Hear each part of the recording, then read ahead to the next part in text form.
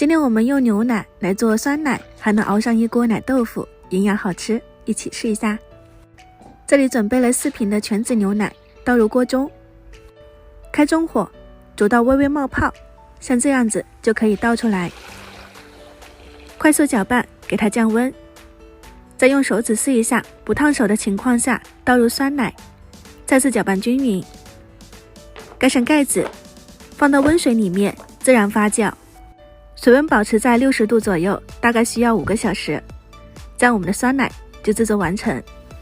一小罐得到了1大盆的酸奶，我用的是老酸奶，所以质地会比较粘稠。再倒回锅中，接下来用这一锅酸奶来做奶豆腐，开中火煮沸，表面这一层乳清我们用滤网过滤出来，可以用来做馒头、面包。剩下来的话呢，我们开大火给它熬煮，把水分熬干，只剩下奶渣就可以出锅了。放入盘中压紧实，放冰箱冷藏定型。摸起来硬硬的就可以倒扣托盘，用刀给它切成小块。奶豆腐就制作完成。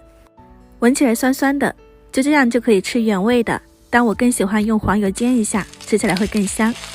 如果你也喜欢，不妨收藏起来试一下。今天就到这里，我是夏妈，下期再见。